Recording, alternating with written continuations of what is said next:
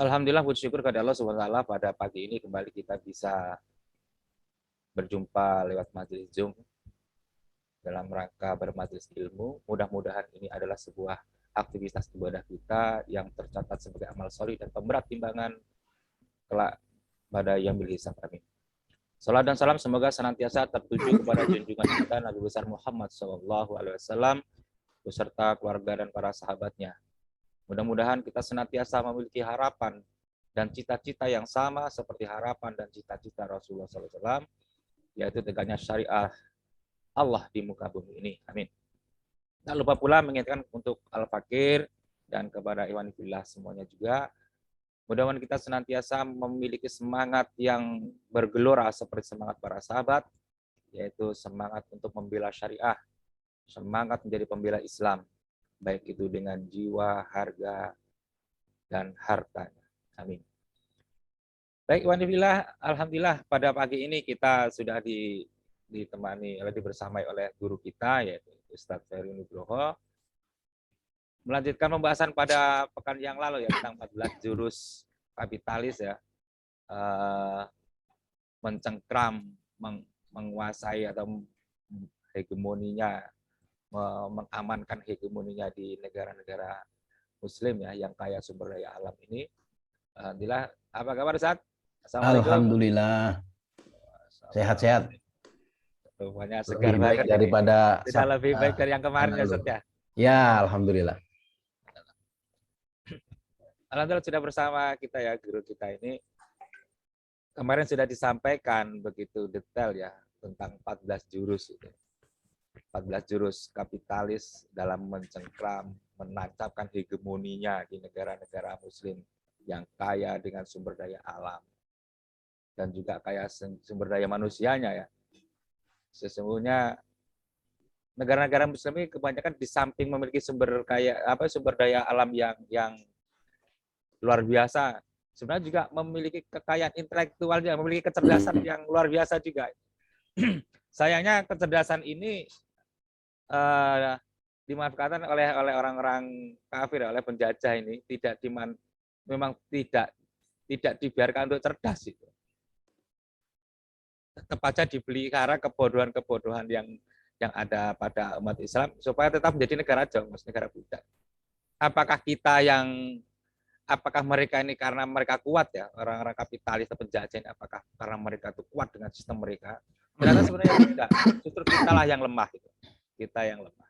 Dan insya Allah pada pagi ini guru kita akan banyak mengurai ya, apa sebenarnya kelemahan apa yang dimiliki oleh umat Islam saat ini dan dengan apa harusnya bangkit. Begitu Ustaz ya. Yeah. Kita harus punya pegangan untuk melawan, harus punya kekuatan, harus punya pegangan. Kalau tidak punya pegangan, percuma melawan gitu, Masya Allah. Baik, tidak panjang lebar lagi, waktu sepenuhnya kami berikan kepada Ustaz Ferry Ibrahim. Waktu sepenuhnya tafadhol Mas Bro Ustaz.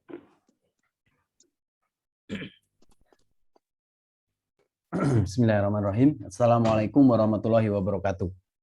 Waalaikumsalam warahmatullahi wabarakatuh. Alhamdulillah, asyhadu an la ilaha illallah, asyhadu anna Muhammadar Rasulullah, la haula wala quwata illa billahil aliyyil azim. Allahumma sholli ala sayyidina Muhammad wa ala ali sayyidina Muhammad.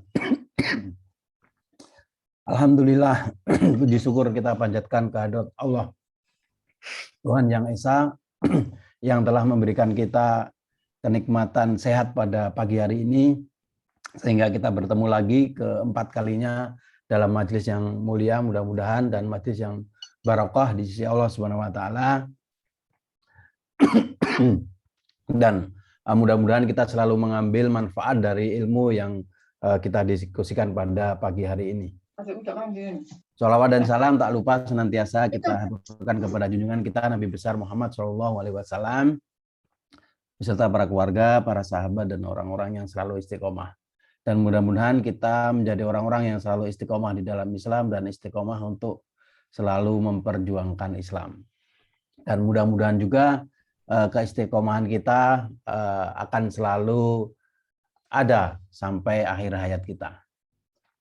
Nah, pada pagi hari ini kita melanjutkan materi yang sudah kita bahas terkait dengan beberapa materi yang sebelumnya, yaitu mengenai zaman keemasan peradaban Islam dan kemudian mulai runtuh dan kemudian dihegemoni oleh orang-orang kapitalis. Dan kita tahu bahwa hegemoni itu tidak akan mungkin bisa dilawan tanpa sebuah sistem atau tanpa sebuah peradaban.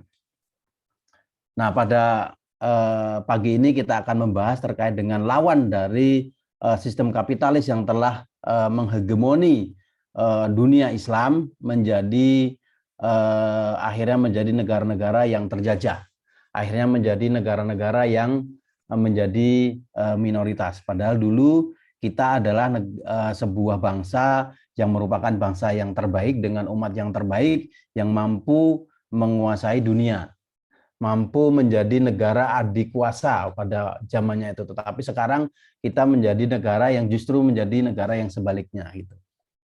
Nah, apakah ada yang tersisa ya? Apakah ada yang tersisa dari apa yang kemarin dibahas setelah 14 jurus itu menguasai dan menghegemoni negara-negara muslim atau negara-negara berkembang? Dan sama sekali memang tidak ada yang tersisa karena hanya menyisakan sebuah imperialisme. Menyisakan sebuah imperialisme. Nah, bagaimana menghadapi? Maka kita akan berbicara terlebih dahulu terkait dengan sistem ekonomi kapitalis. Bahwa kita kalau misalnya berbicara tentang sistem ekonomi kapitalis, maka ketika berbicara tentang sistem, maka kita berbicara tentang sebuah tatanan yang menyeluruh atau sebuah sebuah sistem itu merupakan satu kesatuan yang menyeluruh tanpa ada putus-putusnya. Itu baru namanya sebuah sistem. Makanya ketika kita berbicara sistem ekonomi kapitalis, kita juga berbicara tentang sistem ekonomi. Kita bisa mengibaratkan sebuah tubuh kita. Sebuah tubuh kita itu yang terdiri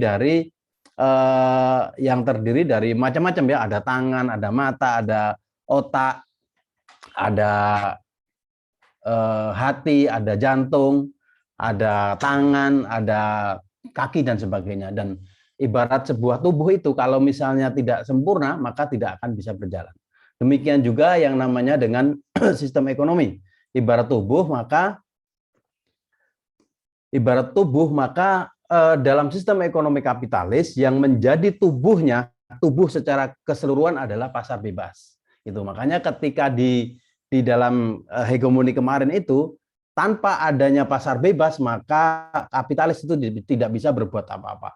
Tanpa adanya pasar bebas sebagai wadahnya, sebagai tubuhnya, maka hegemoni itu tidak akan mungkin berhasil. Tanpa ada pasar bebas, maka mereka tidak akan bisa menyalurkan barang-barang yang mereka produksi yang diambil bahan-bahan bakunya berasal dari negeri-negeri kita. Itu tubuhnya. Jadi sistem ekonomi kapitalis yang menjadi tubuhnya adalah pasar bebas.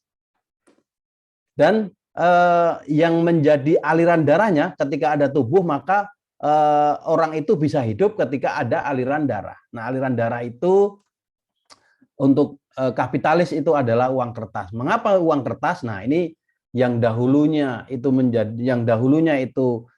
semuanya menggunakan uang emas, kemudian dirubah menjadi uang kertas dan kemudian itu juga disandarkan kepada dolar, yaitu ada perjanjian Bretton Woods.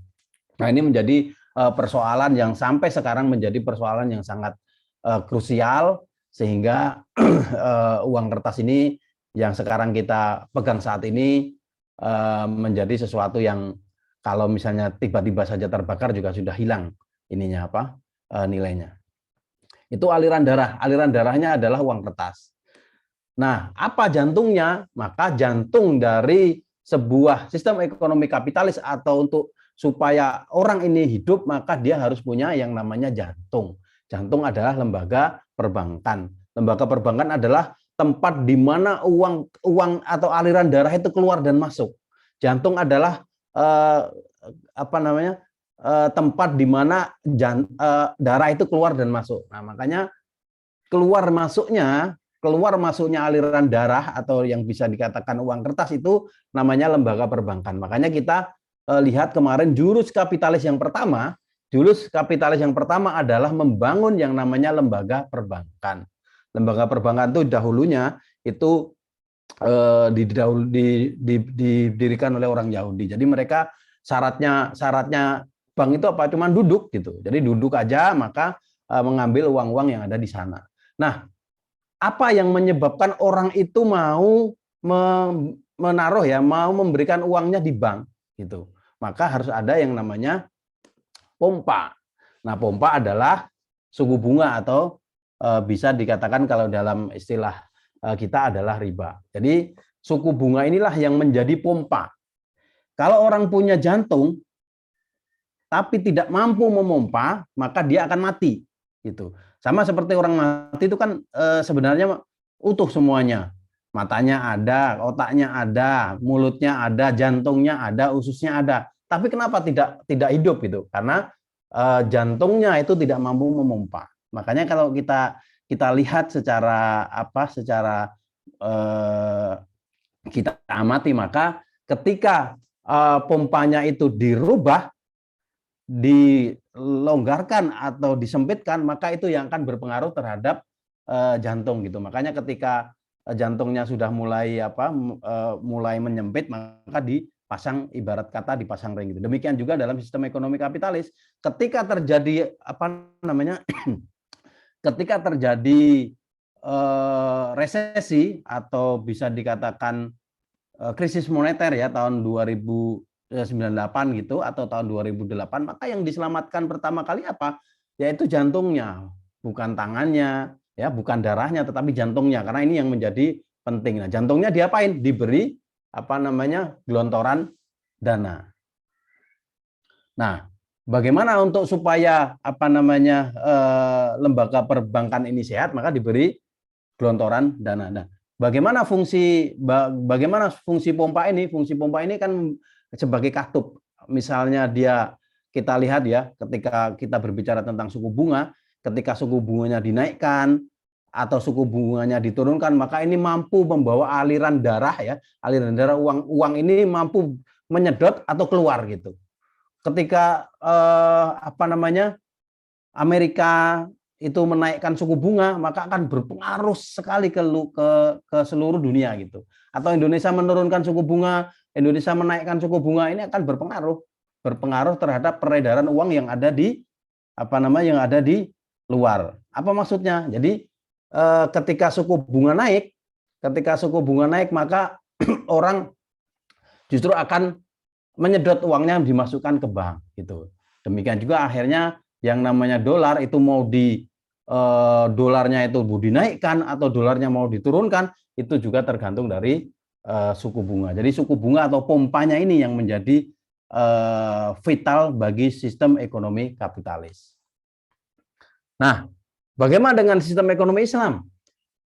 Ibarat tubuh ya, otomatis ibarat tubuh juga kita mempunyai juga mempunyai hal yang sama.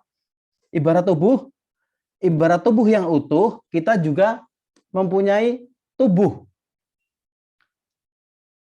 Ibarat aliran darah, kita juga sistem ekonomi juga mempunyai aliran darah juga. Sistem ekonomi Islam juga mempunyai jantung juga. Dan ibarat ekonomi Islam juga mempunyai pompanya. Nah, gitu. Tapi pertanyaannya, apakah kira-kira apakah sama ya? Apakah sama antara sistem ekonomi Islam dengan sistem ekonomi kapitalis gitu. Nah, para ikhwan fillah sekalian, pada tahun 1971 kira-kira ya, ketika itu Oki itu mereka sadar bahwa sistem ekonomi yang sekarang berkembang adalah sistem ekonomi kapitalis, dan mereka sadar sekali itu. Nah, terus mereka berupaya ratusan orang dengan ratusan ilmuwan Islam bidang ekonomi itu berkumpul melalui negara-negara Oki itu untuk membuat sistem ekonomi Islam. Mereka membuat sistem ekonomi Islam. Mereka istilahnya itu berdiskusi untuk merubah bagaimana supaya sistem ekonomi kapitalis itu menjadi sistem ekonomi Islam gitu. Dan mereka melakukan upaya-upaya yang mereka namakan sekarang ya sampai saat ini bisa disebut sebagai pondasi dari yang namanya sistem ekonomi kapitalis yang Islami, yaitu mereka mengganti ya istilahnya mengganti jantung ya, mengganti jantung daripada tubuh ini. Ketika jantungnya sehat maka diharapkan semuanya menjadi sehat.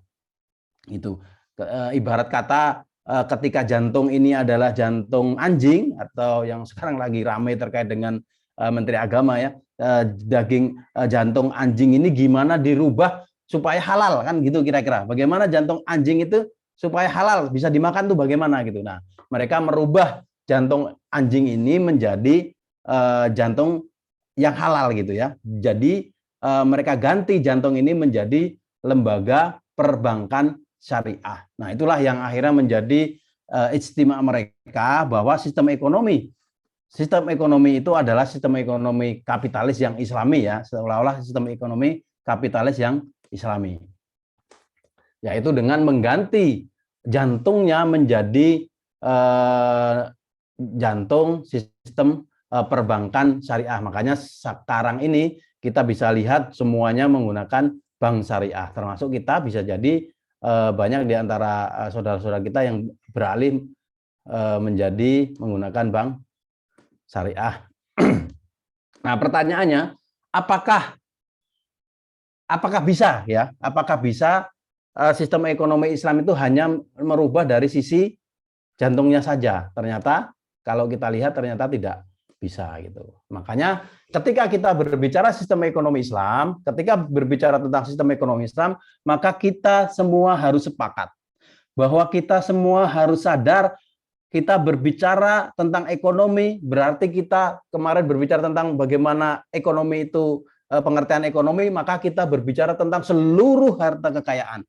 Kita berbicara tentang seluruh segala sesuatu yang ada di muka bumi ini milik siapa. Itu yang harus kita sepakati dulu. Bahwa seluruh harta kekayaan itu harus kita pahami ketika kita berbicara tentang ekonomi Islam. Ketika kita tidak sepakat terkait dengan harta kekayaan, maka kita tidak bisa berbicara tentang ekonomi Islam. Karena ekonomi Islam itu sesuatu yang sangat berbeda sekali dengan sistem ekonomi kapitalis itu. Maka yang kita pahami bahwa seluruh harta kekayaan itu adalah milik dari Allah Subhanahu wa Ta'ala. Ini dulu yang kita sepakati bahwa seluruh harta kekayaan yang ada di muka bumi, yang ada di langit maupun ada di darat, yang ada di dalam bumi atau di dalam lautan, itu semuanya milik Allah. Maka ketika kita berbicara tentang harta kekayaan, kita kembali lagi kepada materi yang sebelumnya bahwa seluruh harta kekayaan itu kita bagi menjadi 3 ketika kita berbicara tentang sistem ekonomi. Apa itu ketiga? Maka harta kekayaan yang milik Allah itu sebagian ya, ada sebagian juga milik sebagian di dalam di dalam Al-Qur'an juga dikatakan bahwa sebagian itu menjadi milik kita. Maka ada 3 kepemilikan yang bisa kita bahas pada pagi hari ini, yaitu tentang kepemilikan individu, kepemilikan umum yaitu barang yang menjadi kebutuhan umum, tambang dalam jumlah yang besar, barang yang tidak dapat dimiliki individu, terus kepemilikan negara. Kepemilikan negara adalah ada jizyah, ada kharaj, ada ghanimah, ada fa'i, ada usyur, ada rikas, ada harta tanpa ahli waris, orang yang meninggal tanpa ahli waris itu diambil. Terus harta orang murtad. Orang murtad itu kalau mati itu hartanya diambil oleh negara gitu. Orang murtad kalau mati hartanya diambil oleh negara. Atau misalnya orang murtad pun diambil oleh negara. Karena orang murtad ketika tidak bisa disadarkan, maka hukumnya adalah dimusnahkan atau dibunuh ya. Yang ke-9, berbagai lahan bangunan milik negara. Jadi kita berbicara tentang seluruh harta kekayaan itu dibagi menjadi 3. Kepemilikan individu, kepemilikan umum, dan kepemilikan negara. Nah, semua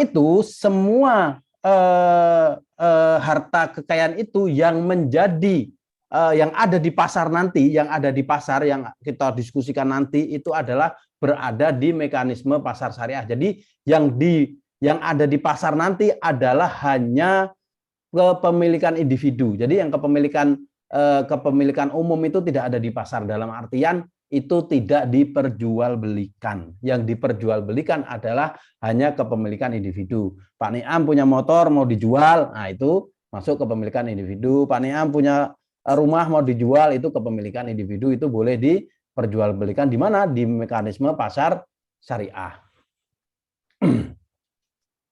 Terus bagaimana kepemilikan umum? Termasuk barang tambang, minyak bumi, listrik, dan sebagainya. Apakah itu diperjualbelikan di pasar syariah?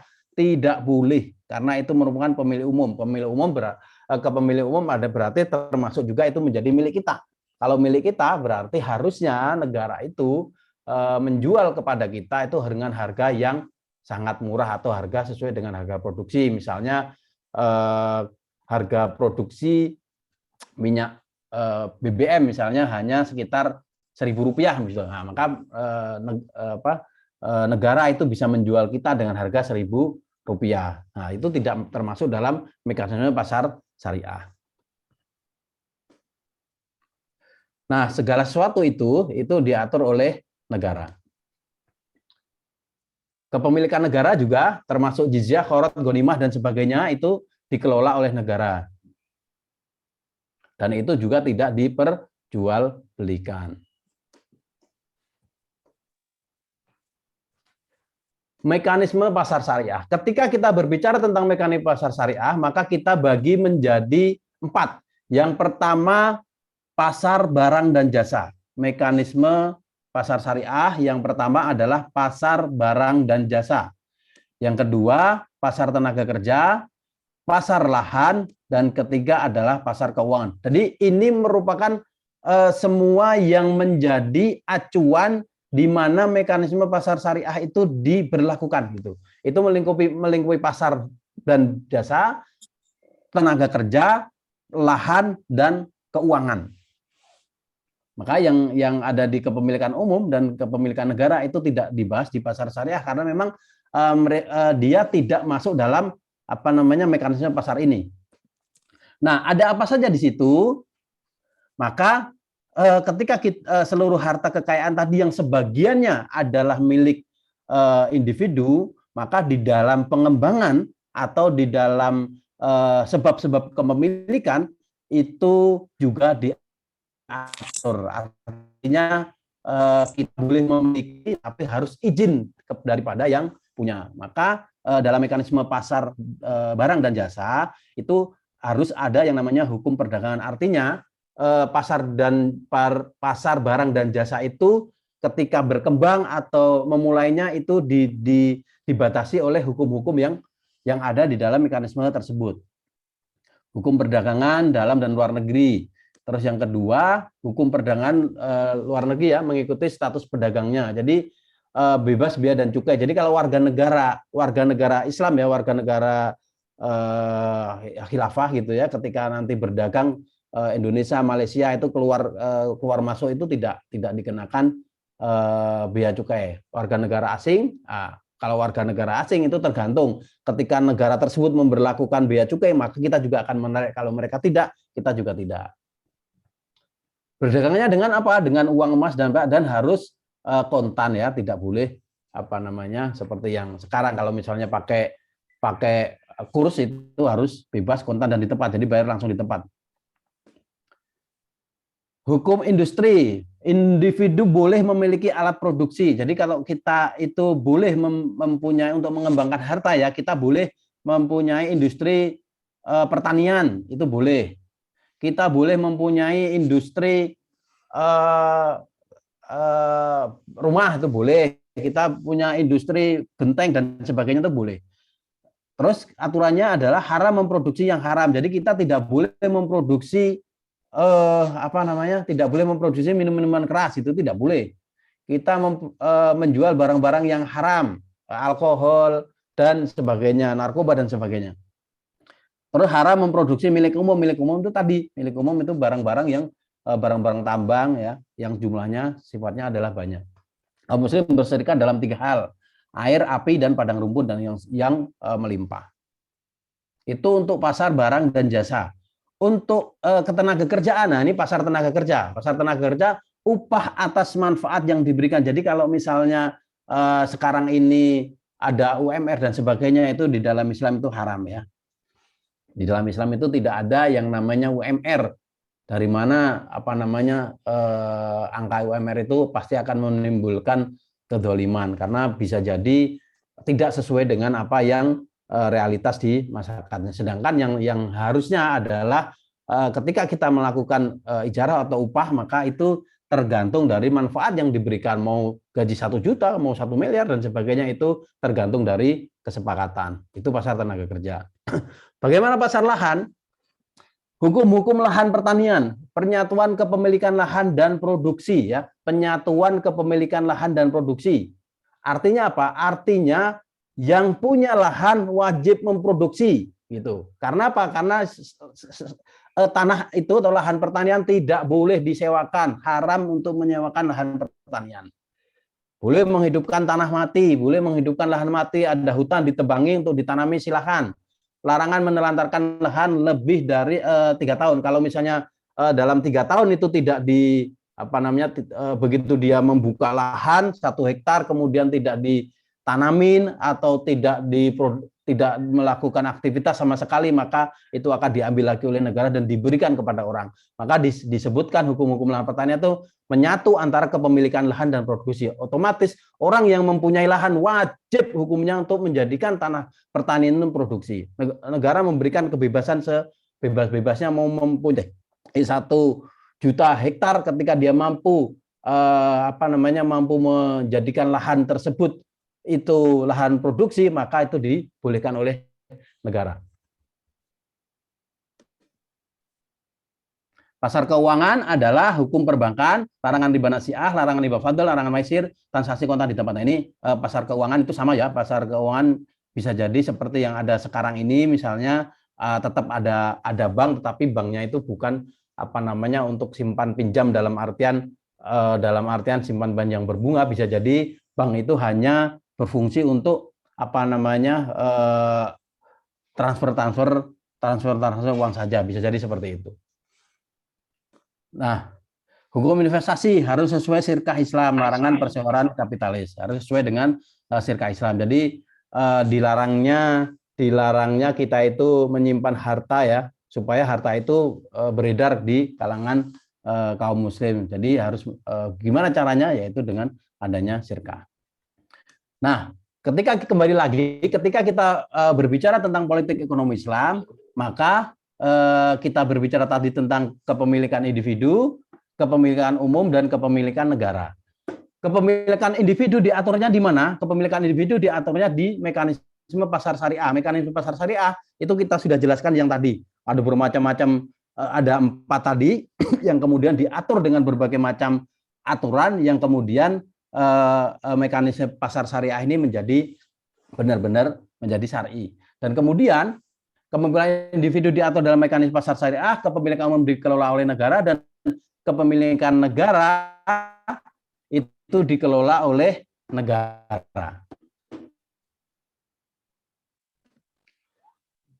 Nah, mekanisme pasar syariah itu tetesannya itu adalah dari zakat, infak, dan sodako. Kita bisa lihat dari mekanisme pasar syariah itu dari orang-orang yang melakukan transaksi dan sebagainya yang kemudian menjadi harta sah individu itu menghasilkan tetesannya yaitu zakat, infak, dan sodako yang kemudian itu dimasukkan ke dalam baitul mal. Itu yang dari kepemilikan individu. Dan dari kepemilikan harta kekayaan yang dimiliki oleh negara itu masuk ke baitul mal. Kepemilikan negara yang dikelola oleh negara juga masuk baitul mal. Jadi kepemilikan umum juga masuk baitul mal. Jadi bisa kita bayangkan ketika kita berbicara kemarin terkait dengan sumber daya alam negeri-negeri kaum muslim yang jumlahnya ribuan triliun, itu masuk semua ke dalam satu wadah yaitu baitul mal. Itu sungguh sangat luar biasa gitu ya. Artinya sungguh-sungguh sangat melimpah gitu. Makanya ketika semuanya masuk ke sini, itu kita bisa lihat bagaimana yang terjadi pada zamannya Umar bin Abdul Aziz gitu ya. Ketika setelah sholat Jumat mereka akan mengumumkan siapa orang-orang yang punya hutang, nah, maka dia akan bayar hutangnya. Siapa yang belum menikah karena tidak punya uang maka akan dinikahkan. Siapa yang mau punya usaha tapi belum ada modal, silahkan datang ke Baitul Mal untuk apa namanya memakai uang Baitul Mal. Nah, artinya semua itu bisa dilakukan karena seluruh harta kekayaan itu cukup begitu masuk Baitul Mal. Nah, maka kita bisa lihat fungsi Baitul Mal adalah dari sektor kepemilikan individu, sektor kepemilikan umum, sektor kepemilikan negara itu untuk apa? Untuk mencukupi kebutuhan pokok individu, sandang, pangan, papan. Untuk apa lagi? Kebutuhan pokok masyarakat, pendidikan, kesehatan, keamanan, dan yang ketiga membangun industri berat, infrastruktur dan belanja negara. Maka kemarin ketika berbicara tentang bagaimana politik Islam terkait dengan industri, maka ketika berbicara tentang politik Islam adalah dakwah dan jihad, maka negara wajib mempersiapkan segala sesuatu untuk menjamin ya, untuk mempersiapkan dakwah dan jihad tersebut, karena dakwah dan jihad bukan hanya untuk di dalam negeri saja tetapi sampai ke luar negeri. Maka negara perlu membangun industri-industri berat gitu.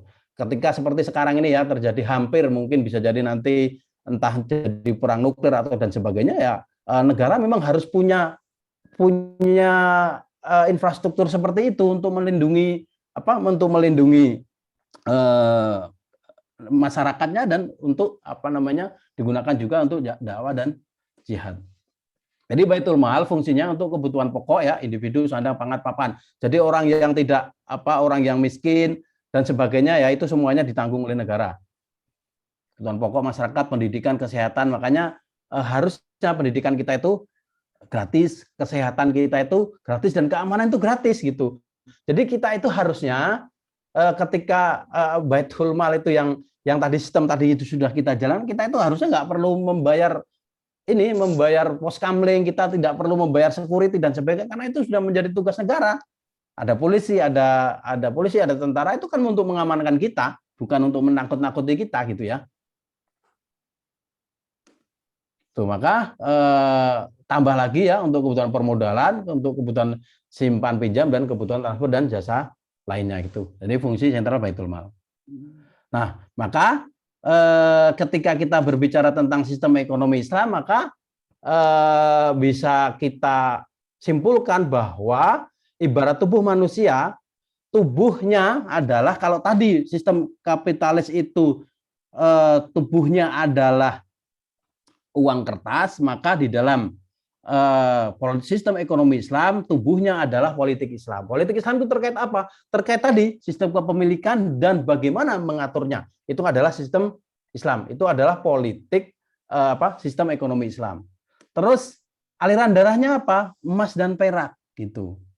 Aliran darahnya emas dan perak, bukan uang kertas. Boleh uang kertas tetapi harus disandarkan kepada emas dan perak, bukan yang hanya intrinsik saja ya. Kalau sekarang boleh intrinsik, kalau yang sekarang ada 3 macam ya, ada uang kertas, ada yang disandarkan pada emas perak dan ada yang tidak disandarkan, hanya tergantung pada berapa bank itu menulis yang ada di situ, seperti dolar. Dolar itu kalau kita lihat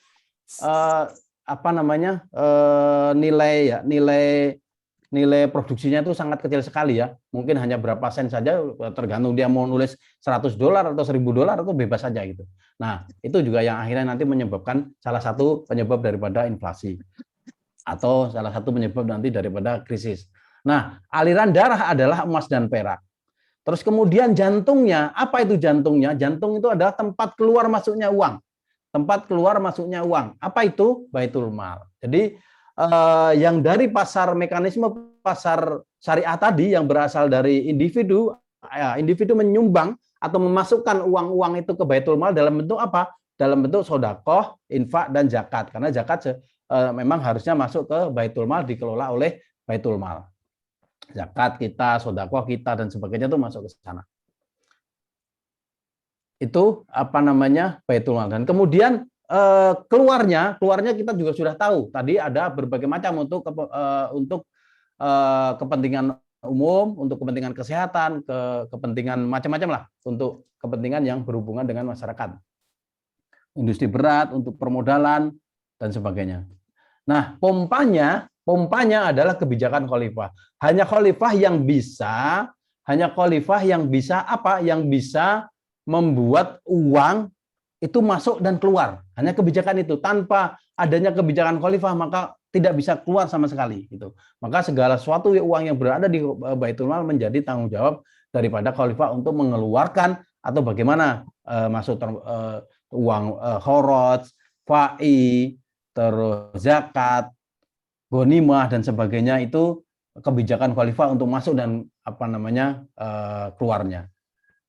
Nah, jadi kalau kita pahami, maka sistem ekonomi Islam ini adalah ibarat tubuh adalah seperti ini. Tubuhnya adalah politik Islam, aliran darahnya adalah emas dan perak, jantungnya Baitul Mal, dan pompanya adalah kebijakan khalifah. Nah, sistem inilah yang mampu menyangga atau sistem inilah yang mampu untuk kita bertahan dan Islam bertahan sampai 1.300 tahun. 1.300 tahun bertahan itu karena menggunakan sistem ini. Mereka betul-betul satu pemahaman ya, satu kesepakatan terkait dengan harta kekayaan tersebut.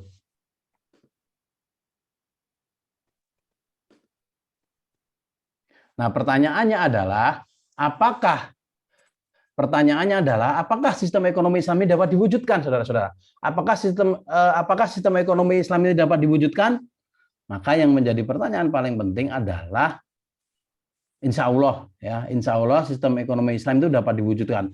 Kalau kita lihat ya, kalau kita lihat mungkin bisa ratusan bahkan ribuan umat Islam itu yang pintar ahli ekonomi, tapi kenyataannya ya sampai sekarang tidak mampu menjadikan kesejahteraan itu tidak mampu diwujudkan gitu, tidak mampu diwujudkan walaupun ribuan ahli-ahli ekonomi itu beristilahnya berkolaborasi untuk mewujudkan bagaimana yang namanya sejahtera. Tuh. Nah, bagaimana itu bisa terjadi ketika kita mempunyai kesadaran bersama. Kesadaran bersama, perjuangan bersama dalam wadah yang sama. Apa itu? Untuk melakukan sebuah perubahan yang ada pada saat ini dengan menegakkan syariah dan khilafah. Nah, demikian materi kita pada pagi hari ini. Nanti kita lanjutkan di dalam diskusi kita. Artinya sistem ekonomi Islam itu tidak akan terwujud sama sekali kalau tidak ada institusi yang melingkupinya. Demikian. Assalamualaikum warahmatullahi wabarakatuh. Waalaikumsalam warahmatullahi wabarakatuh. Masya Allah, luar biasa. Bagaimana sistem politik ekonomi Islam ini, ya Allah, ini kita kembali dibawa kepada romantika pada zaman dahulu ya, di mana kejayaan Islam itu benar-benar memancar dari sebuah konsep hidup, dari sebuah mabda, sebuah ideologi Islam yang benar-benar memberikan kesejahteraan kepada seluruh warganya, kepada seluruh warga negara. Nah, ini yang menjadi kerinduan kita bersama mungkin Ustadz ini ya. Masya Allah. Sekarang ini banyak sekali yang mencoba sistem-sistem kapitalis itu yang didandani, dandanan Islam dengan label-label syariah. Ya, seperti tadi itu.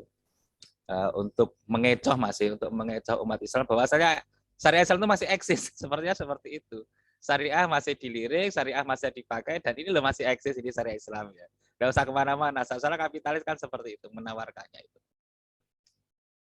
Kepada asatidz sekalian, kami persilakan untuk berdiskusi supaya pertemuan kita pada pagi ini semakin hangat lagi.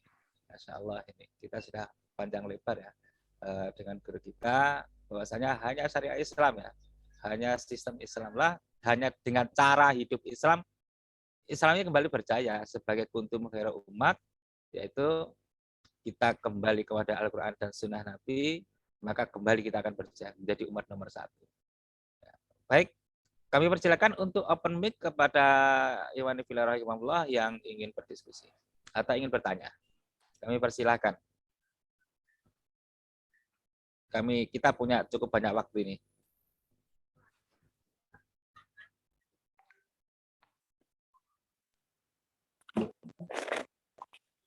Pak Farid, mau nggak kami langsung aja, Ustaz? Ya, Assalamualaikum warahmatullahi wabarakatuh. Waalaikumsalam warahmatullahi wabarakatuh.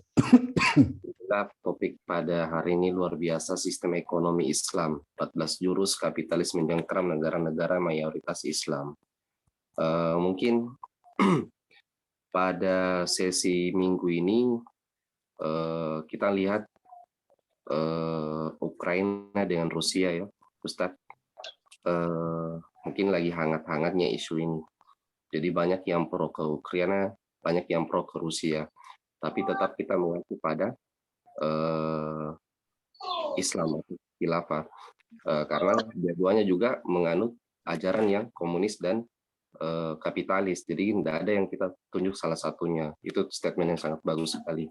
Terus ini yang jadi kita diskusi serius, Ustaz. Yang jadi buah bibir dalam minggu ini, Indonesia dalam keadaan apa?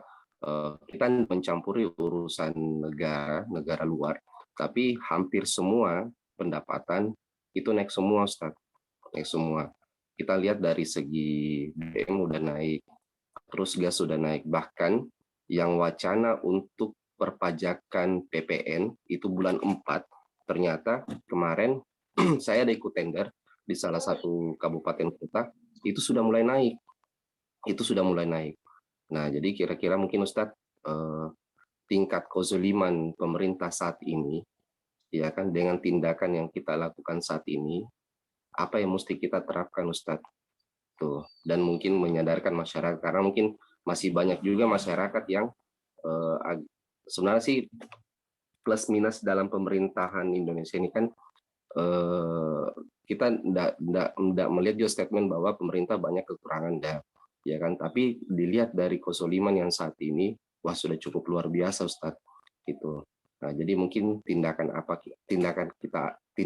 yang kita lakukan, ya kan, untuk mengembalikan kejayaan Islamiyah ini. Makasih, Ustadz.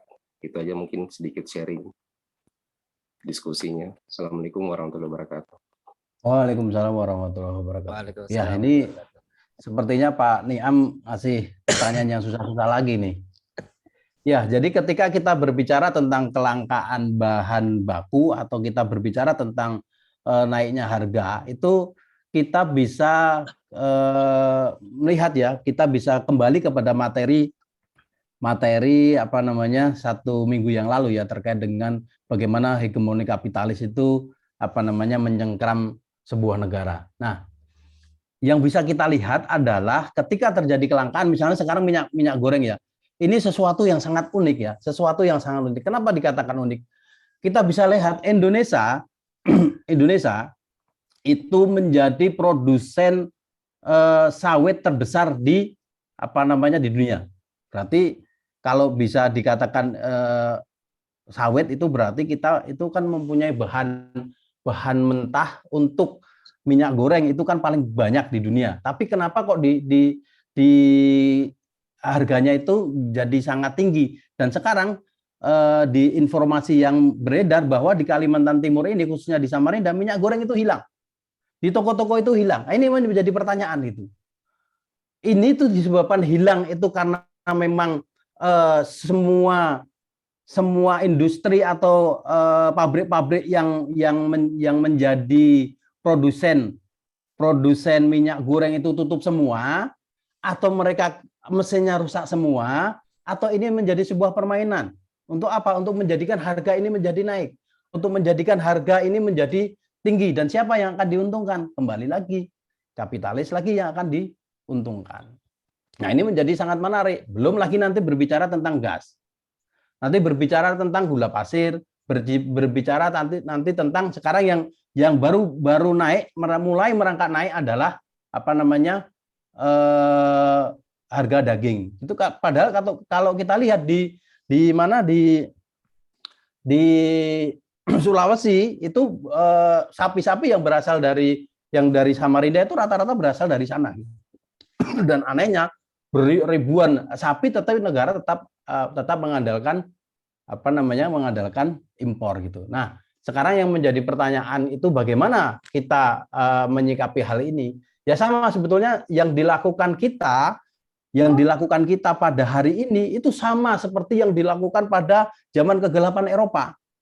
Pada zaman kegelapan Eropa ketika para kegelapan Eropa yang pada waktu itu dikuasai oleh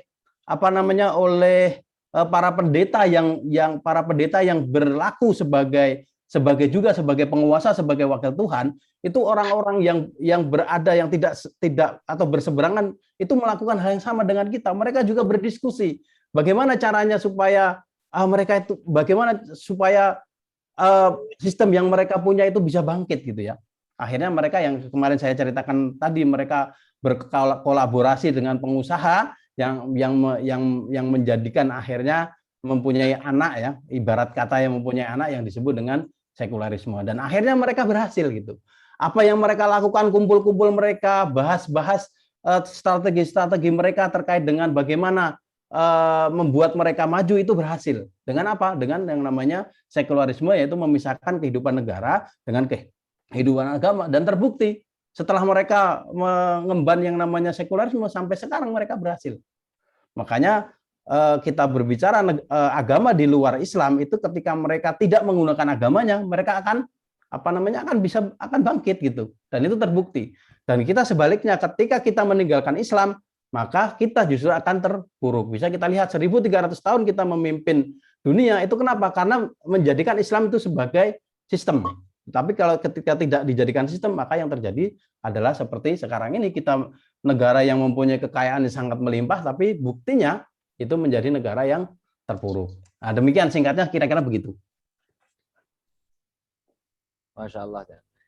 Jadi ketika Islam sebagai suatu sistem itu diterapkan, itu satu, kita ini akan bertabur kesejahteraan. Umat Islam dipaksa kaya dengan sistem ini, di mana Baitul Mal ini kemudian bisa mengcover seluruh kebutuhan, bisa mendistribusikan kekayaan negara. Ini kan luar biasa ini. Ini sayangnya ini kita sudah diracuni dengan sistem di luar Islam, dengan sakofa asing. Sekian lama kita duduk di bangku sekolah ini, ternyata isinya racun gitu ya. Isinya kita ini diracuni, ya Allah. Ini seharusnya kita benar-benar menjadi umat wahidah, umatan wahidah, umat yang nomor satu ya. Nah, ini kemudian kita terpaksa ini menjadi umat jongos, kita ini tidur di atas beras tapi kelaparan, seperti itu. Kita beras melimpah tapi kelaparan ini seperti itu. Mudah-mudahan Bapak Farid bisa menerima apa yang disampaikan oleh guru kita. Silakan kepada sahabat pilah yang lain. Pak Didin rupanya ini. Pak Didin rupanya sudah buka open mic ini. Monggo Pak Didin, kami persilakan. Silakan Ustaz.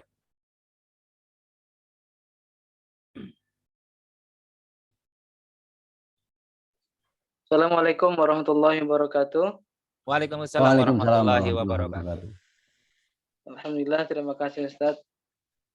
Mulai dari politik Islam sampai kita masuk di posisi sebenarnya sudah memasuk jantungnya ini Ustaz. Okay.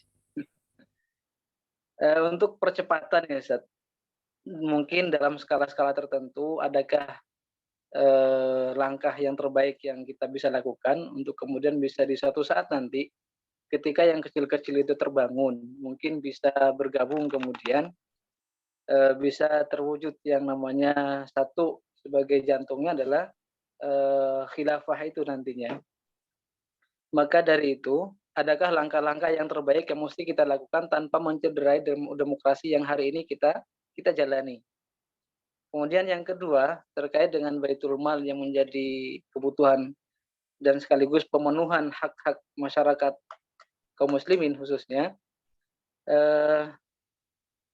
gambaran-gambaran seperti apa yang bisa dilakukan untuk langkah-langkah kita yang hari ini belum dipayungi oleh negara untuk mewujudkan itu Ustaz. Ya, mungkin itu dua dulu Ustaz. Terima kasih. Assalamualaikum warahmatullahi wabarakatuh. Waalaikumsalam warahmatullahi wabarakatuh. Ya, kalau pertanyaan pertama, apa tadi ya? Intinya diulang, Ustaz. Bisa diulang Ustaz Didin? Yang pertama tadi. Yang pertama.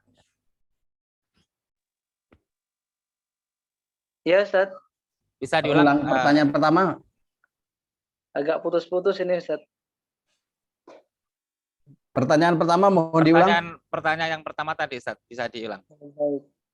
Langkah yang bisa kita lakukan, Ustaz, untuk Tanpa mencederai demokrasi ya? Iya, Ustaz.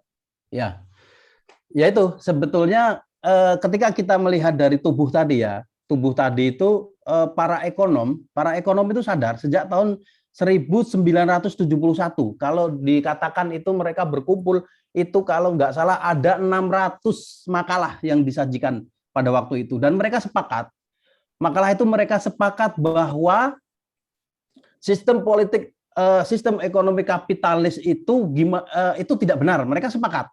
Tapi bagaimana caranya supaya Islam itu ya istilahnya itu sistem politik sistem ekonomi kapitalis yang Islam kan gitulah kira-kira mereka sepakat bahwa salah satu yang bisa menyelamatkan parsial itu adalah menjadikan jantungnya tadi yang di dalam sistem ekonomi kapitalis itu lembaga perbankan itu diganti lembaga perbankan syariah gitu. Maka itu sudah menjadi kesepakatan dari 600 makalah yang terdiri dari ribuan ekonom Islam pada waktu itu. Dan sampai sekarang itu ya yang menjadi konsen itu adalah hanya persoalan bagaimana menjadikan bank yang tadinya konvensional itu menjadi bank syariah.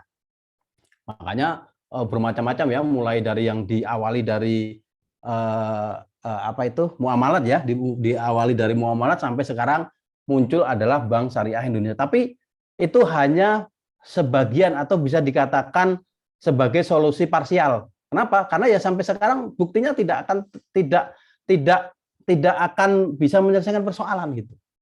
Tidak bisa menyelesaikan persoalan karena sistem ekonomi Islam itu menyangkut semua ya, menyangkut seluruh politik Islam tadi itu menyangkut seluruh harta kekayaan dan kita harus sepakat seperti yang tadi disampaikan bahwa seluruh harta kekayaan itu milik Allah yang kemudian dibagi menjadi 3 kepemilikan, individu, kepemilikan umum dan kepemilikan negara gitu. Karena kita harus dari situ. Makanya ketika Nabi Muhammad SAW waktu itu ditawari itu masuk ke dalam sistem yang ada di Mekah waktu itu. Kalau memang ingin berkuasa ini dikasih kekuasaan gitu. Kalau ingin wanita ini dikasih wanita paling cantik. Ketika pengen harta maka akan dikumpulkan seluruh harta untuk Nabi Muhammad. Tapi apa? Ditolak gitu. Karena memang tidak bisa gitu. Tidak bisa kita itu berjalan. Tidak bisa kita berjalan ketika kita punya sistem sendiri itu di dalam sistem yang sudah ada. Itu tidak mungkin bisa terjadi. Nah maka apa yang harus kita lakukan ya tadi seperti yang kita lakukan pada saat ini adalah bagian dari apa? Bagian dari upaya memberikan kesadaran kepada masyarakat, memberikan kesadaran secara umum bahwa memang sistem Islam itu mempunyai sistem sendiri dan itu tidak bisa digabung dengan sistem yang sudah ada. Gitu. Sistem Islam adalah sistem yang unik yang itu merupakan sebuah tatanan yang mengatur semua hal gitu, bukan hanya mengatur masalah ibadah ritual saja, mengatur masalah orang lahir sampai orang menikah dan mengurusi orang mati saja, tetapi justru mengatur semuanya, mulai dari politik Islam, mulai dari sistem hukum, mulai bahkan sistem ekonomi semua diatur Islam dan itu tidak bisa dicampur adukan gitu. Ketika dicampur adukan yang terjadi ya istilahnya kita itu hanya fokus kepada persoalan akibat ya, hanya fokus kepada persoalan akibat. Misalnya sekarang terjadi krisis ekonomi, akibat dari krisis ekonomi yang diselamatkan apa? Jantungnya. Diberikan apa? Diberikan bailout. Pada waktu itu ya tahun berapa itu diberikan bailout sekitar 600 triliun. Jadi negara menggelontorkan uang ke situ. Kalau di Amerika sekitar 6.000 triliun waktu itu. Nah, jadi ya memang tidak ada yang bisa kita lakukan selain kita memberikan pemahaman bahwa memang Islamlah solusi dari semua persoalan yang ada. Nah, begitu kira-kira. Masya Allah. Mudah-mudahan bisa mencerahkan kepada Ustadz Didin ya. Kembali lagi. Satu lagi Ustadz. Oh siap. Ya, misalkan tadi ya, khususnya di jantungnya ekonomi kapitalis tadi, mungkinkah di waktu-waktu dekat ini kita bisa minimal kita kempesi jantung mereka di lembaga perbankan itu, kira-kira ada langkah apa yang mudah untuk kita lakukan tanpa harus melawan semua hukum-hukum yang berlaku di negara kita. Masih ingatkah waktu itu waktu itu ada zamannya masih Ahok itu ada yang namanya gerakan di sekitar di 212 itu ada gerakan menarik uang secara serempak. Karena jantungnya kan mau diberhentiin nih ceritanya. Karena sebenarnya yang punya banyak uang kan umat Islam ya. Nah, itu waktu itu kan ada gerakan untuk menarik seluruh uang yang ada di bank. Kan ketika seluruh uang ada di bank itu ditarik, maka itu ambruk. Kan gitu ceritanya. Nah, tapi apa yang terjadi kan akhirnya dipidanakan. Akhirnya ditangkap orang yang mempunyai ide untuk menarik itu. Ya sama sebenarnya kalau ketika kita menguras seluruh uang yang ada di bank itu, maka jantungnya itu akan macet. Itu. Jantungnya akan macet. Kalau kita melakukan semuanya, maka jantungnya pasti akan macet. Begitu. Tapi apa semua akan melakukan itu kan tidak. Makanya perlu kesadaran perlu kesadaran bersama gitu. Oke, Pak Didi. Iya. Masalah. Jadi sementara ini kalau yang saya lakukan Ustadz ini, saya tidak menaruh uang di bank ya. Karena memang tidak punya bank, tidak ada yang ditaruh. Akan tapi ketika saya butuh layanan perbankan aja, saya tuh setor uang gitu. Setor uang itu hanya karena kebutuhan saja. Selebihnya itu saya simpan aja sendiri. Saya berupaya untuk tidak nyimpan uang di bank, itu yang saya lakukan. Jadi sahabat Iwanifillah, sesungguhnya pasar bebas yang kemudian didukung oleh lembaga perbankan ini memang sudah sebuah model, sebuah sistem yang dibangun oleh para kapitalis ya, untuk menyedot uang yang di masyarakat yang notabene ini adalah umat Islam, ini disedot memang oleh mereka. Nah, ini otomatis akan gugur ketika kita kemudian dibangun umat Islam ini, ideologi Islamnya itu dibangun, cara hidup Islamnya itu kemudian disadarkan, karena kembali kepada cara hidup Islam, kita tuh akan kembali menemukan kejayaan Islam. Hanya itu salah satunya, yaitu dengan cara apa? Di antara salah satunya pagi ini kita membuka majelis ini untuk apa? Membangun opini kepada masyarakat kita, membangun kembali persepsi yang benar terhadap syariah Islam, bahwasanya syariah Islam ini adalah sebuah solusi. Itu yang pertama, bahwasanya Islam itu adalah sebuah cara hidup ya, dan disitulah Allah ridho kepada kita ketika kita kembali kepada cara hidup Islam. Listinabil hayatil Islam. Baik Ustaz, ini selanjutnya ada pertanyaan di chat ini dari Bapak Ustadz Alfian Effendi. Assalamualaikum. Izin bertanya Ustaz, bagaimana merelasikan antara uang kertas dengan emas dan perak dalam sistem ekonomi Islam, dan cara sistemis dalam mengganti perbankan dengan baitul mal, karena sistem perbankan memang menjadi jantung negara. Ini pertanyaan di kolom chat Ustaz. Iya. Oke, monggo silakan Ustaz. Ya, kalau kita berbicara terkait dengan uang kertas, maka ya sebetulnya tidak menjadi persoalan ketika apa? Ketika uang kertas itu disandarkan kepada bank. Bisa jadi kita tidak mungkin membawa ngalor ngidul emas kita karena memang emas itu adalah mata uang ya. Emas itu adalah mata uang. Tidak mungkin kita misalnya membawa ngalor ngidul uang emas kita. Maka bisa jadi uang kertas itu disandarkan kepada perak atau emas. Kalau tidak disandarkan kepada emas dan perak, maka yang terjadi seperti dolar gitu ya. Yang terjadi seperti dolar. Maka ketika kita berbicara terkait dengan uang kertas, maka kita berbicara terkait juga dengan perjanjian Bretton Woods gitu, bahwa uang itu tidak lagi kemudian disandarkan kepada emas dan perak, tetapi akhirnya disandarkan kepada apa? Disandarkan kepada dolar gitu. Disandarkan kepada dolar. Nah, ketika ini disandarkan kepada dolar ya akhirnya dolar menjadi menguasai dunia sampai saat ini. Dan kita pun segala sesuatu tergantung kepada dolar. Ketika dolarnya naik, ambruk kita. Itu. Makanya salah satu dari kapitalis itu menguasai dunia itu apa? Melemahkan uang kita. Nah, korelasinya ya sebenarnya tidak ada persoalan ya. Tidak ada persoalan terkait dengan uang kertas dan uang tidak ada persoalan antara uang kertas dan uang perak dan emas, karena memang ketika uang kertas itu disandarkan ketika kita mengeluarkan 100.000 maka harus ada emas juga sebanyak itu. Dan pertanyaan selanjutnya adalah bagaimana mengganti perbankan dengan Baitul Mal. Sebetulnya bisa jadi perbankan itu tetap ada ya, tetap ada, tetapi fungsi dari perbankan itu yang fungsi sekarang yang dijadikan sebagai jantungnya kapitalis itu diambil alih oleh oleh Baitul Mal. Artinya apa? Artinya fungsi yang sebagai alat penyedot uang dan sebagainya itu diambil alih oleh oleh Baitul Mal gitu. Tetap bisa jadi kita akan menyimpan uang di bank, tetap kita akan menyimpan uang di bank karena fungsi bank dengan Baitul Mal itu akan berbeda gitu.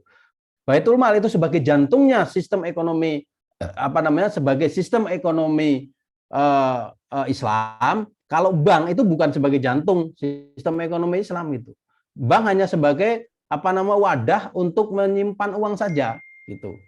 Bank hanya tempat untuk menyimpan uang saja dan kemudian bisa jadi wadah untuk menyalurkan ke tempat untuk transfer gitu. Kita mau ngirim uang ke mana ini? Ke Pak Hadi, ke Pak Sahril atau ke Pak Didin gitu yang berada di luar kota dan sebagainya, itu bisa menggunakan layanan bank tersebut gitu. Karena Baitul Mal saya yakin tidak akan ngurusin transfer gitu.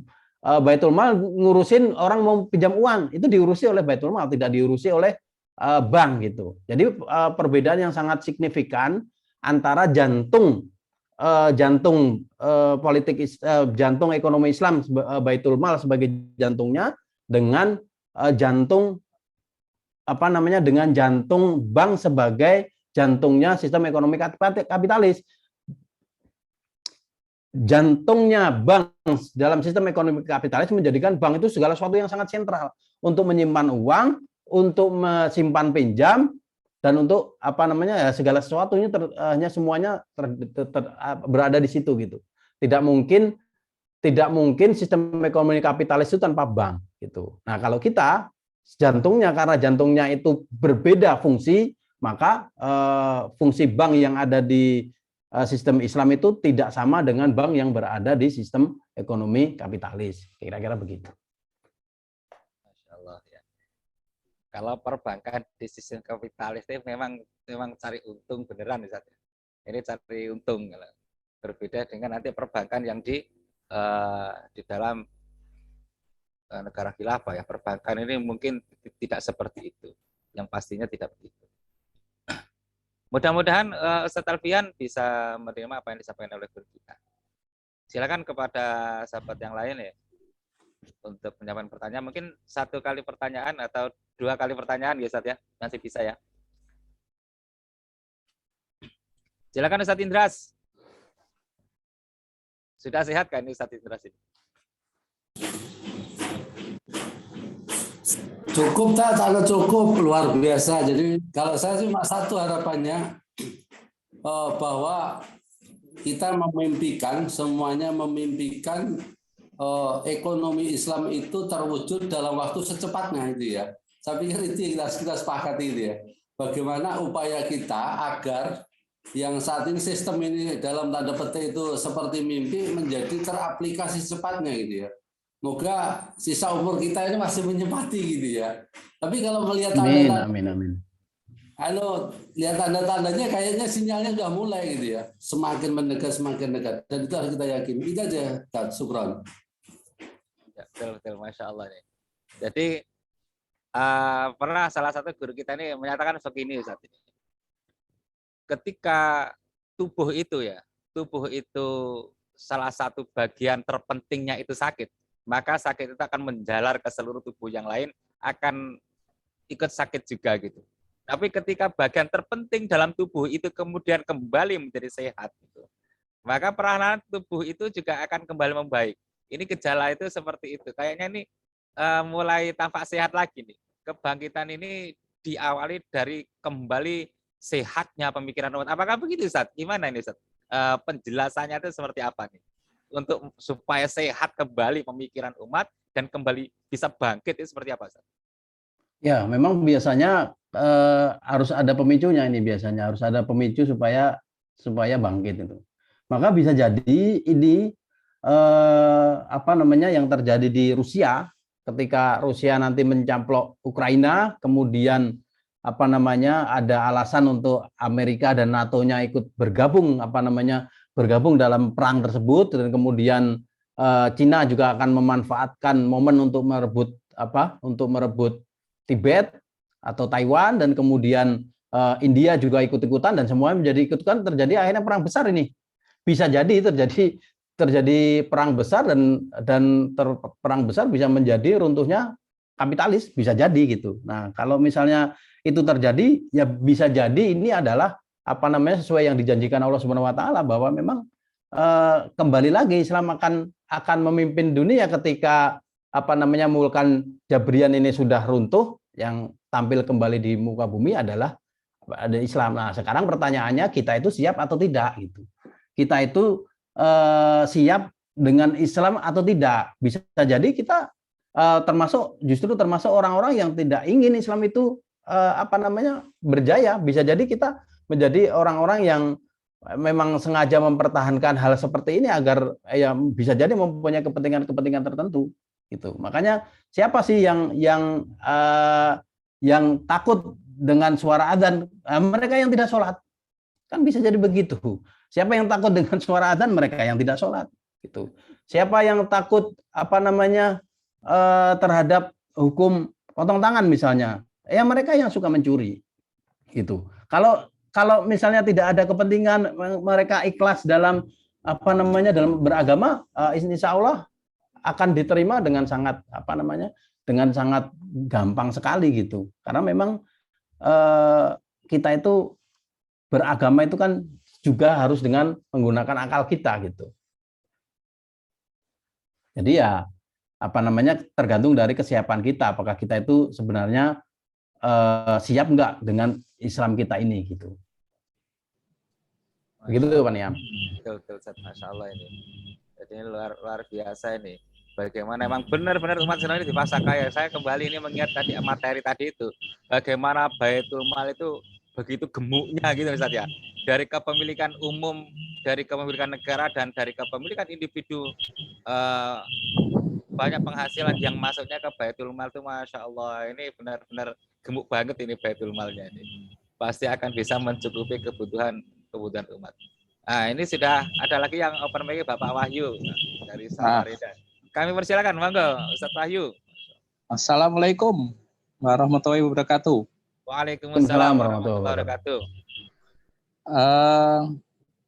Yang saya tangkap dari sistem politik ekonomi kapitalis ini kan 3 hal ya. Jadi perbankan, terus uang kertas, kemudian sistem riba ya Ustadz ya. Bunga. Nah itu mereka kekuatannya ada di sana. Nah secara parsial kita sudah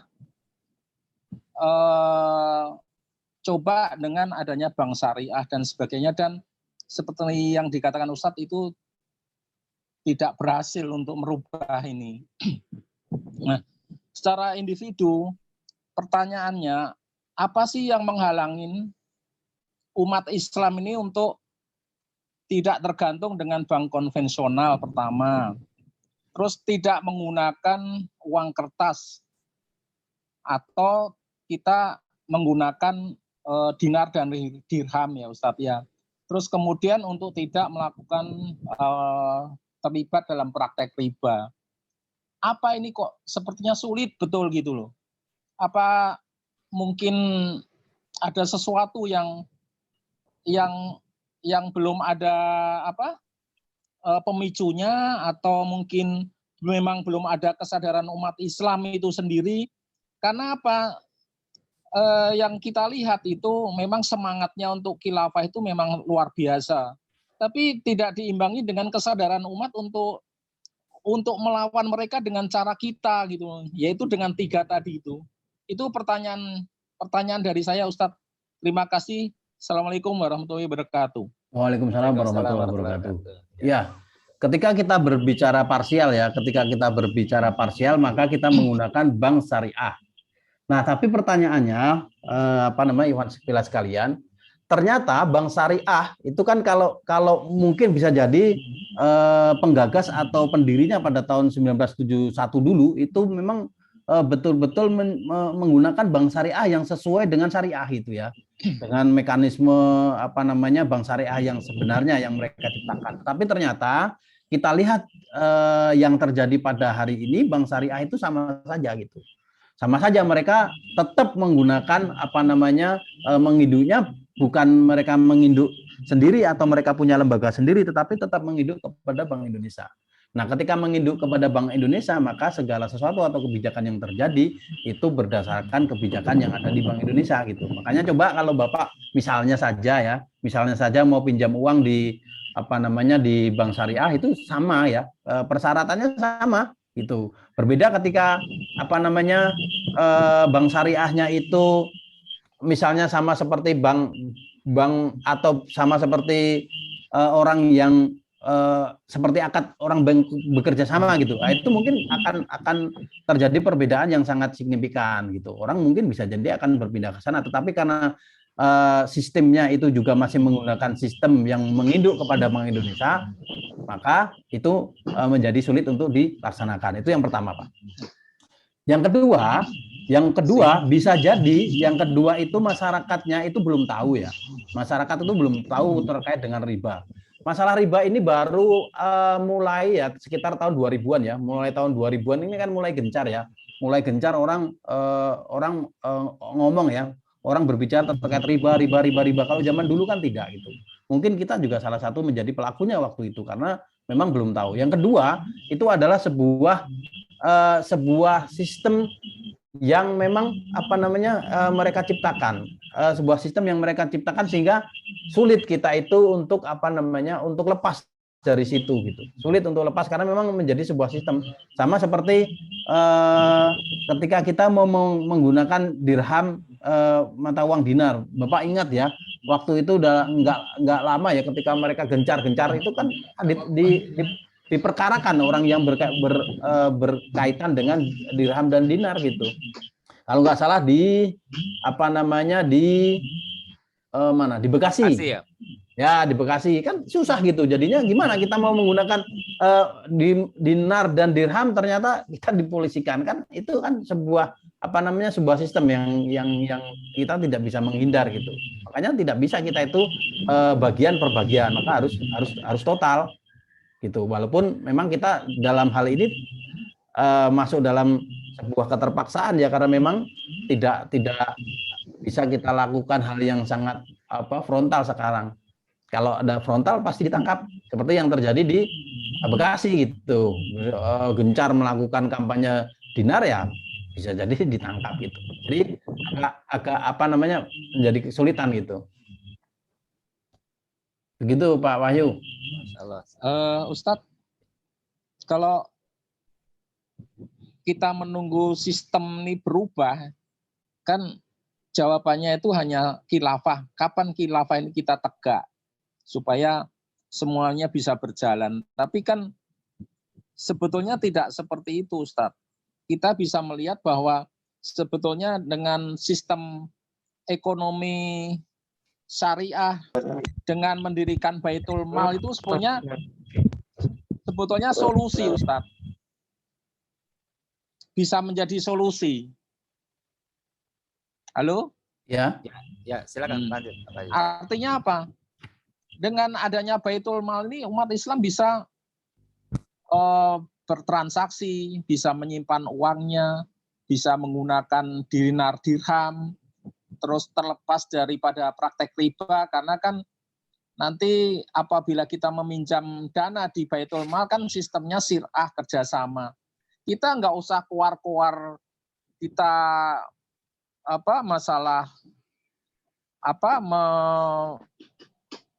membicarakan masalah dinar dirham, kita nggak usah membicarakan masalah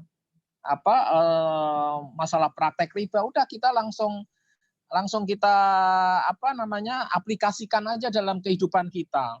Nah, kalau misalnya di seluruh Indonesia ini kan banyak masjid, terus di sana dijadikan baitul mal, masing-masing masjid punya baitul mal. Ini kan luar biasa, Ustadz. Cuma siapa ini yang mau memeloporin dulu? Artinya apa? Kalau Ustadz tadi bilang baitul mal tidak mungkin melakukan transfer. Kalau menurut saya mungkin, Ustadz. Karena dengan adanya baitul mal di seluruh Indonesia ini, baitul mal ini bisa melakukan transfer. Misalnya ini saya mau mengirim uang ke saudara saya di Jawa melalui baitul mal yang ada di Samarinda. Nah, di baitul mal di Samarinda tinggal kontak, ini Pak Wahyu mau transfer nih ke saudaranya, tolong saudaranya datang ke baitul mal di situ, keluarkan dana. Nah, tinggal sistem ininya apa, teknologinya aja yang kita terapkan di baitul mal, Ustadz. Jadi kita melakukan ini nggak harus menunggu sampai khilafahnya tegak, terlalu lama, Ustadz. Jadi itu aja yang bisa dilakukan umat Islam menurut saya. Bagaimana menurut Ustadz? Terima kasih. Ya, betul Pak Wahyu, itu betul 100%, tapi ada tetapinya ya. Artinya baitul mal yang saya maksudkan itu berbeda dengan baitul mal yang didirikan oleh oleh swasta seperti kita. Baitul mal yang saya maksudkan adalah baitul mal yang didirikan oleh negara gitu ya. Nah, untuk untuk yang sifatnya pekerjaan transfer dan sebagainya bisa jadi dilakukan oleh bank. Dan bank yang saya maksudkan bukan bank seperti yang sekarang, berarti bank yang yang sesuai dengan syariat Islam. Nah, berkaitan dengan apa yang bisa kita lakukan sekarang itu bisa, artinya apa yang dilakukan oleh Pak Wahyu dengan segala usulan itu bisa, tetapi itu hanya sebagai sebuah pekerjaan parsial yang bisa kita lakukan. Untuk apa? Untuk dalam sifatnya itu yang mikro, sifatnya itu yang kecil, sifatnya yang rumah tangga, sifatnya yang sifatnya hanya sebuah istilahnya itu, kita misalnya ada sakit di bagian kepala, maka bagian kepala lah yang kita obati. Maka kita tadi saya katakan bahwa kita itu fokus kepada solusi terkait dengan akibatnya gitu. Akibatnya ini sebetulnya gara-gara baitul mal, gara-gara bank, maka kita mendirikan bank syariah, kita mendirikan baitul mal. Maka yang saya maksudkan adalah baitul mal yang tidak pakai waitamil ya. Baitul mal, waitamil, kan banyak sekali tuh baitul mal yang yang menjamur, mungkin di masjid-masjid ada gitu, di masjid-masjid ada. Tetapi pertanyaannya, apakah sampai sekarang ini mampu untuk membuat perubahan? Karena yang kita maksudkan di sini, kita itu bukan berbicara tentang skup skala kecil, tetapi kita berbicara skup terkait dengan bagaimana kita itu menghentikan hegemoni kapitalis. Kita berbicara bagaimana kita itu menghentikan imperialisme yang dilakukan oleh negara-negara adidaya kepada negara-negara kaum muslim, negara-negara berkembang. Itu yang dilawan. Nah, lawannya apa? Ya lawannya dengan sistem ekonomi Islam. Nah, sistem ekonomi Islam itu apa kan gitu? Sistem ekonomi Islam itu harus semuanya harus menyeluruh gitu. Tidak bisa kita sistem ekonomi Islam tapi parsial per parsial. Buktinya sampai sekarang itu tidak terjadi apa yang kita inginkan. Tetap aja mereka akan tetap menguasai kita gitu. Baitul langkah untuk awalan bagus gitu ya, mungkin di masjid-masjid, koperasi-koperasi ya, koperasi-koperasi Islami ya, misalnya koperasi dalam hal ini baitul mal, mereka simpan pinjam di sana dengan tanpa bunga, atau mereka simpan pinjam di sana, atau mereka menggunakan uang itu untuk bekerja sama, kemudian mereka bagi hasil. Itu sangat bagus sekali. Dalam artian apa? Dalam artian skala skup kecil ya, skala skup mikro kekeluargaan untuk menyelamatkan ekonomi keluarga. Makanya benar apa yang dikatakan di jurus kapitalis yang mungkin di atas ke-10 ya, bahwa mereka akan membuat bagaimana negara-negara berkembang itu tetap mampu untuk mempunyai daya jual. Yaitu dengan apa? Ya dengan berbagai macam yang mereka lakukan gitu. Mereka membangun LSM, mereka membangun UKM dan sebagainya, termasuk juga bisa jadi mendirikan apa namanya baitul mal ini yang akhirnya dapat meningkatkan taraf ekonomi mereka gitu. Akhirnya apa? Akhirnya mereka bisa mempunyai daya beli lagi. Setelah mempunyai daya beli lagi, akhirnya siapa lagi yang menang? Tetap mereka yang menang. Begitu. Ustadz, jadi kalau tadi saya sampaikan bahwa kita harus punya model baitul mal itu dengan menggunakan sistem apa ya, sistem elektronik misalnya kita terapkan di baitul mal. Itu bukan secara ruang lingkup kecil, tapi secara luas kita terapkan di seluruh Indonesia misalnya ya. Nah, dengan Indonesia ini kan sebetulnya menjadi istilahnya kekuasaan daripada kapitalis ya. Semua dikuasain kapitalis. Dengan perbankan tadi mereka bisa menarik uangnya umat Islam itu ke dalam bank, terus mereka putar lagi untuk lebih membesarkan mereka. Ini sebenarnya kelemahan kita di situ, Ustaz. Nah, maksud saya dengan adanya model baitul mal di seluruh Indonesia dalam lingkup yang lebih luas, kita nggak usah woro-woro atau nggak usah kuat-kuat bahwa kita mau narik uang kita dari bank konvensional, tidak perlu. Udah kita laksanakan baitul mal dengan sistem yang sudah benar, kita tarik uang taruh di baitul mal. Artinya apa? Kalau kita naruh uang di baitul mal ya berarti nanti ada biaya ya, karena kita menitipkan uang kita. Kalau mau pinjam ya berarti sirkah, kan gitu. Kalau transfer bisa dilaksanakan dengan sistem tadi itu. Nah, dengan adanya penerapan seperti ini, saya berharap itu ini bisa jadi model bahwa kita memerangi kapitalis dengan cara seperti ini gitu loh.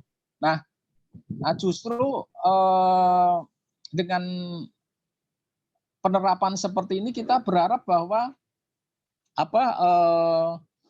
kita berharap justru nanti khilafah itu tegaknya mulai dari Indonesia, Ustadz, dengan perlawanan kapitalisme dengan model seperti ini, Ustadz. Jadi kita bicaranya dari sisi yang lebih luas lagi, bukan sekedar sekedar ruang lingkup yang lebih kecil, Ustadz. Terima kasih, Ustadz. Oke. Mungkin harus dipahami ya Pak Wahyu bahwa baitul mal yang mungkin Pak Wahyu maksudkan itu berbeda dengan baitul mal yang dikatakan di dalam sistem ekonomi Islam ya. Artinya baitul mal di situ semuanya menjadi kewenangan khalifah karena memang di situ adalah tempat masuk dan keluarnya uang dari seluruh masyarakat dalam hal dari seluruh lapisan dari 3 kepemilikan ya, kepemilikan individu, kepemilikan umum dan kepemilikan negara itu semuanya diatur di situ. Jadi bisa jadi ketika baitul mal yang Pak Wahyu sampaikan itu seperti baitul mal yang mungkin bisa jadi di Indonesia itu ada sekitar 4.500 baitul mal, BMT ya namanya ya, baitul mal Waitanmil ya, baitul mal watamwil. Nah, itu yang mungkin dimaksudkan seperti itu. Memang bisa itu untuk secara kekeluargaan tadi gitu. Nah, tapi tetap aja perlu bagaimana orang untuk untuk mengajak masuk ke dalam baitul mal itu tidak segampang membalikkan tangan gitu. Nah, mungkin itu ya. Mungkin bisa dilanjutkan yang lain. Oke, terima kasih Salam. Mudah-mudahan Bapak Wahyu bisa terima. Kembali lagi bahwasanya kita ini seringkali terjebak pada problem akibat ya. Sementara harusnya kita langsung kepada problem akibat ya. Seperti itu. Harusnya seperti itu, kita langsung ke problem sebab yang kita tidak lagi terjebak pada problem akibat. Apa yang kita dapatkan hari ini itu adalah problem dari akibat semua. Inilah tugas kita bersama ya, bagaimana kita sebagai seorang pengemban dakwah ini harus kembali menyadarkan kepada umat bahwasanya cara hidup Islam itu bukan hanya sekedar ketika kita mau nikah, gitu. Bukan ketika kita mau sholat, bukan ketika kita mau berzakat, bukan ketika harus mengurus jenazah. Nah, ketika kita sudah mengurus jenazah, apa itu kita menggunakan cara Islam. Ketika kita mau menikah menggunakan cara Islam, sholat pun begitu dengan cara hidup Islam. Tapi tidak dengan yang lain. Ketika kita kemudian bermuamalah tidak menggunakan cara hidup Islam. Mungkin seperti itu, Ustaz, ya. Bagaimana kemudian kita membangun opini kepada masyarakat, menyampaikan edukasi dengan benar kepada masyarakat bahwasanya kita harus kembali kepada kehidupan Islam. Kita harus kembali kepada cara hidup Islam. Ya seperti itu. Mudah-mudahan pertemuan kita pada pagi ini ya mendapatkan berkah dan rahmat, dan kita cukupkan mungkin pada menit ini. Untuk itu kami minta kepada Ustaz Ibrahim untuk memberikan closing statement. Silakan, Ustaz. Ya, baik. Kembali lagi, ketika kita berbicara terkait dengan sistem ekonomi, maka itu berbicaranya secara global. Ketika kita berbicara sistem ekonomi kapitalis, maka mereka juga berbicara secara global. Mereka membangun sistem ekonomi kapitalis itu bukan bukan sehari dua hari, bukan setahun dua tahun, tapi memerlukan waktu yang sangat lama gitu ya, sehingga mereka itu berhasil. Nah, demikian juga dengan kita. Tidak ada sistem yang bisa dilawan kecuali hanya dengan sistem gitu. Ketika saya sampaikan kemarin, ketika ketika Nabi Musa itu didatangkan ular-ular yang kecil, maka Nabi Musa tidak mendatangkan ular-ular yang kecil yang mereka akhirnya bertarung, tetapi mendatangkan ular yang sangat besar yang akhirnya memakan mereka semua gitu. Maka sistem ekonomi kapitalis itu hanya bisa dilawan dengan sistem ekonomi Islam. Nah, bagaimana sistem ekonomi Islam itu bisa terwujud? Itu tidak akan mungkin bisa terwujud kalau tidak didukung oleh sebuah institusi. Itu. Apapun ceritanya kita mau menjalankan atau untuk menghalangi atau untuk melawan sistem ekonomi kapitalis dengan cara parsial, itu tidak akan mungkin bisa terjadi. Ribuan ekonom, ratusan makalah sudah dibuat dan mereka sepakat bahwa untuk menjadikan ekonomi kapitalis Islami itu hanya dengan menggunakan bank syariah. Dan itu mereka sudah sepakat pada tahun 71, tapi hasilnya ya sampai sekarang tetap seperti ini. Tetap aja kapitalis dunia atau sistem ekonomi kapitalis itu tetap menghegemoni negara-negara miskin dan negara-negara berkembang dan negeri-negeri kaum muslim. Jadi tidak ada yang mampu untuk menghentikan mereka kecuali dengan sistem ekonomi Islam yang tadi sudah dijelaskan. Dan bagaimana sistem ekonomi Islam itu bisa tegak, itu tidak akan bisa tegak tanpa adanya sebuah institusi. Nah, sebuah institusi itu adalah Daulah Khilafah, dan itu yang menjadi kewajiban di pundak kaum muslim di seluruh dunia untuk mewujudkannya. Dan dari situlah ketika itu terwujud, maka terwujudlah seperti apa yang terjadi pada 1300 tahun yang lalu, bahwa kita akan menjadi negara adidaya, dan kita akan menjadi sebuah negara yang bisa dikatakan baldatun thayyibatun wa rafun ghafur gitu ya. Jadi negara adidaya, dan menjadi orang-orang yang menjadi umat yang terbaik gitu. Nah, demikian terkait dengan closing dari sistem ekonomi kapitalis dan sistem ekonomi Islam. Demikian, wassalamualaikum warahmatullahi wabarakatuh. Waalaikumsalam warahmatullahi wabarakatuh. Masya Allah. Jadi kembali lagi ini bahwasanya solusinya adalah sistem. Ketika kita melawan sistem pun harus dengan sistem. Malayatimul wajibu illa bihi fahuwa wajibun. Maka ketika kita tidak memiliki sistem untuk melawan kapitalis itu, maka sistem itu adalah wajib untuk kita bangun. Itu sahabat bila sekalian. Alhamdulillah, terima kasih kepada Ustaz Ibrahim Ghozi yang sudah menemani kita ya dalam 4 pertemuan ini. Mudah-mudahan ini menjadi amal soleh beliau. Mudah-mudahan Ustaz senantiasa diberi kesehatan serta keluarga juga senantiasa diberi amin. Dan ini menjadi amal soleh panjenengan. Amin. Baik sahabat Villa, kita sudah berada di penghujung acara ini. Jangan lewatkan pertemuan-pertemuan mendatang. Insya Allah kita pada pertemuan depan kita akan masuk pada topik yang menarik kembali ini. Ya, yaitu khalifah sebagai simbol kepuasan publik ya. Khalifah sebagai simbol kepuasan publik. Itu insya Allah materi sesi pertemuan yang akan datang seperti itu. Terima kasih kepada semua yang sudah hadir pada majelis ini. Mudah-mudahan ini juga menjadi amal solih panjenengan semua. Mohon maaf atas segala kekurangan dan atas segala kesalahan, mohon ridhonya, dan juga atas kelebihan waktu ini mohon ridhonya. Untuk pertanyaan-pertanyaan yang masih ada di benak panjenengan saya, silakan disimpan dahulu untuk kemudian kembali kita bahas pada pertemuan mendatang. Insya Allah pertemuan mendatang juga akan jauh lebih menarik pada diskusi-diskusinya. Baik, terima kasih. Sekali lagi saya ucapkan mohon maaf atas segala kekurangan. Mari kita akhiri pertemuan kita pada pagi ini dengan membaca Alhamdulillah istighfar 3 kali dan doa kafaratul majelis. Alhamdulillah. Subhanakallahumma wa bihamdika asyhadu an la ilaha illa anta astaghfiruka wa atubu ilaik. Wa iyyakum ajmain ihdinas siratal mustaqim. Assalamualaikum warahmatullahi wabarakatuh. Waalaikumsalam warahmatullahi wabarakatuh.